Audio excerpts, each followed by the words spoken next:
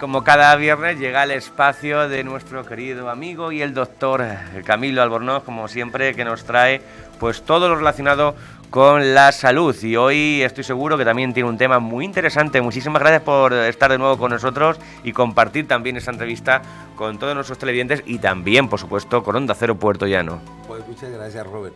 Aunque espero que hayas reconocido la musiquita de entrada. Sí. Porque, suspense también. Es que, mira, el tema que vamos a tratar hoy es casi que un expediente X. Y no nos alejamos mucho de ello. Porque son de esas cosas como, ¿te acuerdas que en la peli siempre decían, la verdad está ahí fuera? Pues no, en este caso la verdad está ahí dentro. El problema con este tipo de situación es que no se ve. No se ve. Y si lo viéramos, si pensáramos más en ello, si, como dicen, acuérdate que hay que creer, según decía nuestro amigo en Expediente X, si creyéramos en ello, pensaríamos más en ello y lo diagnosticaríamos con más frecuencia. Y estamos hablando de una cosa que se llama el síndrome paraneoplásico. El síndrome paraneoplásico lo único que significa es que al lado de una neoplasia está pasando algo paralelamente. ¿Sí? Eso es un síndrome paraneoplásico. Cuando tú ya sabes que un paciente tiene un cáncer, hacer un diagnóstico de un síndrome paraneoplásico no debiese ser difícil. Porque tú dices, bueno, todos estos síntomas que no son propios de un cáncer, aunque derivan del cáncer, es un síndrome paraneoplásico. Y entonces tú puedes llegar a decir, pues este señor tiene esto, pues porque tiene un síndrome paraneoplásico. Y a medida que le vayamos tratando el cáncer, muy probablemente pueden desaparecer todos esos dos síntomas. Pero cuando no sabemos que tenemos un cáncer, es cuando tenemos que aprender a leer entre renglones y ver cuál es el aspecto que nos va a llegar un momento a hacer pensar, hombre, esta persona está un poquito jodida por alguna razón. ¿Por qué no pensar que esa razón sea un cáncer? O sea, un buen colombianito siempre acompaña el café. Que nunca nos vamos a lo peor, ¿verdad? Siempre intentamos... Es que fíjate, ahí es cuando... Claro. Viene alguien digamos, a iluminarnos la ciencia médica.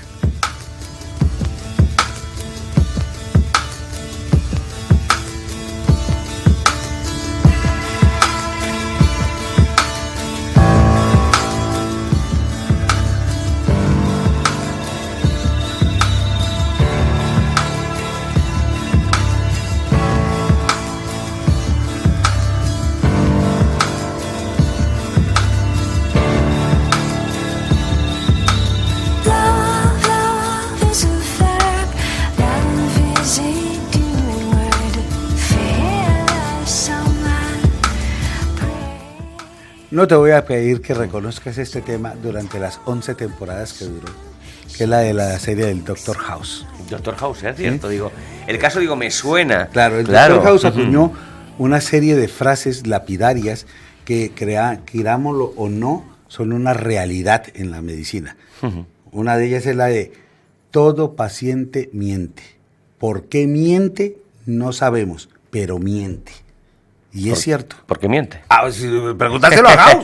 Si él no lo logra saber, que era un genio, pues a ver cómo lo vamos a saber los que no lo somos. Pero sí que es cierto, si te acuerdas de la serie era una versión médica de Sherlock Holmes, porque tenía hasta su Watson, ¿sí? Y entonces todo lo que él hacía era que a medida que iba encontrando síntomas e iba probando pruebas y alguna cosa, lograba llegar a un diagnóstico final. Pues eso es justamente lo que nos pasa muchas veces con los síndromes paraneoplásicos. Están ahí, pero no pensamos en él. Entonces tú dices, ¿por qué este paciente está debilitado? ¿Por qué este paciente hace fiebre sin razón? ¿Por qué este paciente tiene una anemia que no logro explicar a plenitud? Uno lo puede ir por lo fácil. Hombre, lo que le falta es hierrito, pues le doy hierrito y se acabó el problema. ¿Sí? O ¿por qué este paciente hace dolores articulares sin tener una enfermedad articular previa? ¿Sí? O ¿por qué me hace un problema neurológico sin que tenga yo una explicación concreta o cercana para decirle al paciente, te pasa esto? Ciertos problemas sin respuesta, muchos de ellas. Claro. Entonces tiene uno que llegar y decir en un momento dado, ¿por qué no pensar que es un síndrome paraneoplásico? Mira, el 20% de los pacientes que tienen cáncer, cualquier tipo de cáncer, y el 20% estamos hablando 1 de cada 5, que no es poco, tienen un síndrome paraneoplásico. Y de ese 20%, más de la mitad, muchas veces, el primer síntoma o los primeros síntomas premonitorios del cáncer es el síndrome paraneoplásico. No son los síntomas propios del cáncer. ¿Y eso cómo se nota? Pues con lo que te he explicado. Estoy débil, pierdo peso, estoy anémico, me da fiebre sin razón, me duele el cuerpo, tengo algún problema neurológico. Claro, pero todo no va a ser cáncer, por suerte. Evidentemente que no, pero si claro, no lo piensas, no lo encuentras. Ahora, muchos de cánceres, en teoría, todo cáncer puede producir un síndrome paraneoplásico, todo cáncer. Pero son muchos cánceres que siempre producen un síndrome paraneoplásico, o previo a los síntomas propios o durante los síntomas propios. Consideramos síntomas propios de un cáncer, por ejemplo, que si tengo una masa en el hígado, pues esa masa me produce alteraciones hepáticas y va a producir una compresión de las venas locales, o va a producir un síndrome de hipertensión portal sin una razón, por ejemplo, como si una cirrosis, o te va a producir una compresión o una inflamación de los ganglios de la localidad. Esos son síntomas propios. O si tienes, por ejemplo, una alteración de un cáncer suprarrenal, pues puedes tener unas alteraciones hormonales que son propias de esa glándula, porque es una glándula hormonal. O tienes un cáncer de tiroides, y entonces vas a tener los síntomas propios de un hiper o un hipotiroidismo, porque son propios a ese cáncer. Pero, por ejemplo, yo tengo un cuadro en el cual estoy débil, cansado, fatigado, y hago fiebre. 38, 38 y medio, un día sí, otro no, a veces por la mañana, a veces por la tarde. La fiebre es un claro indicador de que algo pasa mal. No, uno de ellos. Quítale claro, uno. No hay un claro indicador de nada, es un conjunto. ¿Sí? Es como cuando tú llegas y dices, veo arena, es blanca, una mancha azul al fondo, luego una curvatura, dices, pues estoy en la playa frente al mar. No es un claro indicador, es uno, es el conjunto lo que te ayuda a pensar en ello. Ahora, hay, por ejemplo, cánceres que con mucha más frecuencia producen síndromes paraneoplásicos. El cáncer de pulmón, sobre todo el microcítico, que es el más agresivo de todos. Los cánceres renales, los cánceres hepatocelulares, porque producen una alteración importante del metabolismo. Las leucemias, que son un espectro de cánceres muy grande. Los linfomas, que es otro grupo bastante importante. El cáncer de mama, el cáncer de ovario, todos los cánceres neuroendocrinos, el cáncer de estómago o gástrico en general, van a producir síndromes paraneoplásicos. El cáncer de páncreas. ¿Cuántas veces no ve uno en un paciente que se queja de dolores abdominales, de que de pronto se pone como un poquito amarilloso, que hay veces que le dan unos episodios de vomitera, pero remiten por sí solos, o que comienza a sentir que la comida le es indigesta? Cáncer de páncreas. Es muy habitual que empiece por ahí. Y hasta que tú no piensas de decirle, hombre, ¿y si esto es un cáncer de páncreas? Y le haces una resonancia y dices, mierda, sí es un cáncer de páncreas. Porque cuando el cáncer de páncreas te da los síntomas, ya está jodido. ¿Sí? Que ese es el problema, de que no todos los cánceres tienen programas de screening, es decir, de búsqueda activa. Entonces, este es un buen punto. ¿Sí? Ahora, para que un síndrome paraneoplásico se dé presente, pues el tumor en sí mismo tiene que hacer una o varias cosas para que se puedan producir todos estos síntomas. Puede producir, por ejemplo, proteínas, o puede producir péptidos biológicamente activos que hacen que las hormonas o las enzimas de otras partes del cuerpo funcionen erróneamente. ¿Sí? O ellos mismos producir precursores de hormonas que van a actuar en diferentes niveles. O pueden producir unos llamadores para generar anticuerpos autoinmunes que el origen es atacar al cáncer, pero se cruzan y atacan otras partes del organismo. Por ejemplo, es una causa común del síndrome paraneoplásico en pacientes con episodios de artritis aguda. Si ya tenías una artritis previamente, vas a tener un brote. Si no la tenías, puedes aparecer como un brote primario de artritis. Entonces uno quedarse en es decir, bueno, sí, vale, este paciente tiene una artritis y ha hecho un brote, y bueno, contentarte uno con ello. Pero hoy en día nos sentimos obligados a decir, ¿pero por qué? Es cierto, hay muchas veces que los brotes de artritis aparecen porque le salió sus huevitos y ya está. ¿Sí? Pero no es siempre así. Casi siempre hay que buscar un desencadenante. Pero puede aparecerte en concreto ese brote y ya no aparece para más. Que entonces no tiene nada que ver. Pero eso es cuando tienes un problema artrítico. Pero un problema, tú llegas así, tienes un brote en una paciente con artritis, tienes un brote artrítico y ves que ese brote artrítico no solamente no cede, sino se mantiene. Y toda dices, hombre, ponle un poquito de mala leche al asunto y decir, busquemos algo más. ¿Sí? Entonces, esa parte es importante. Ahora, todos los síndromes paraneoplásicos los puedes dividir en dos grandes grupos. Pepe, en dos grandes grupos. ¿Sí? Vamos a hablar.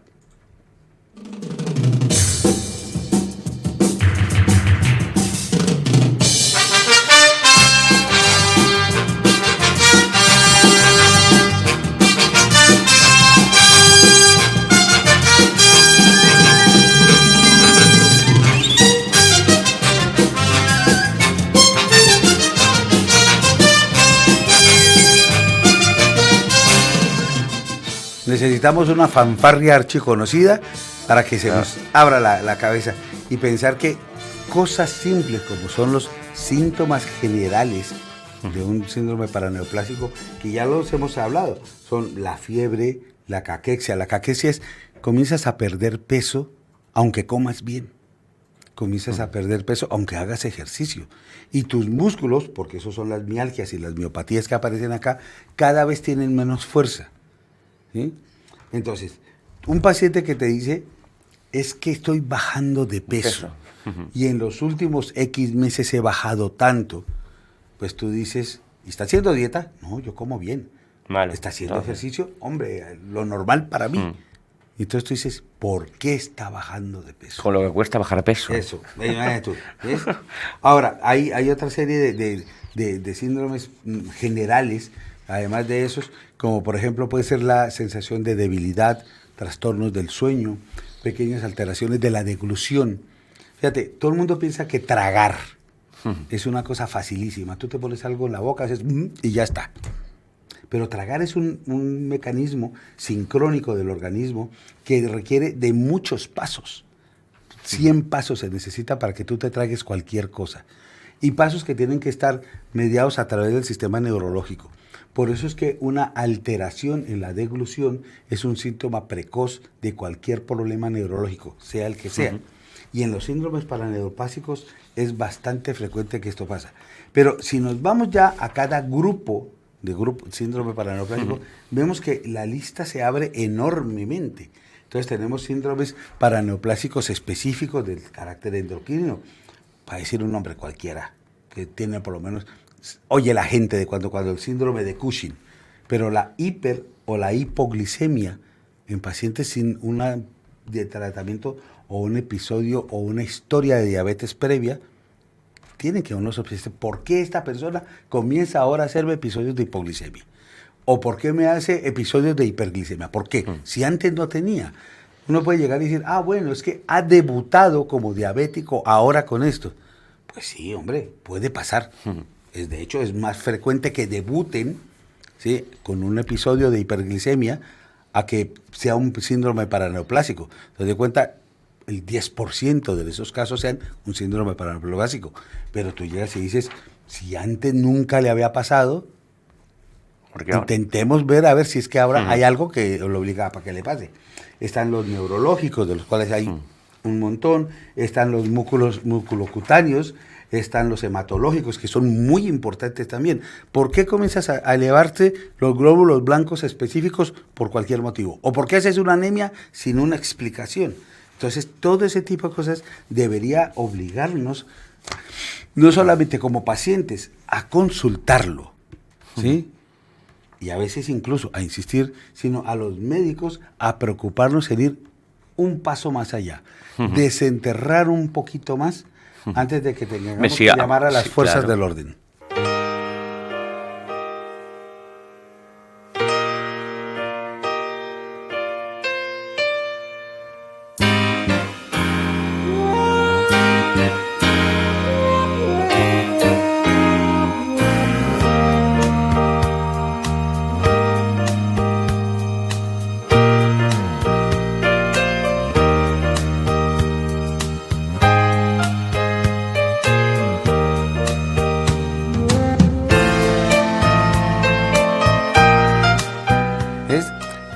Esta canción para mí tiene un doble sentido. Si tuviste la serie, la de Hill Street Blues, ¿sí? Pues aquí la llamaron Canción Triste de la Colina, que no es el nombre de la serie, ¿sí? Es una traducción literal del nombre de la serie. Pero sí que sería muy triste que tuviéramos que llegar a cantar esta canción por esa razón, por tristeza, ¿sí? Porque se nos ha pasado un diagnóstico y lo que le pudiéramos haber ofrecido en un momento dado a un paciente se ha quedado corto. Pero la canción de la serie originalmente se titula es La Brigada de Policía de Hill Street y ya está. Pero tampoco tenemos que llamar a la policía. Pues, doctor Camilo, hemos llegado ya al final de este espacio.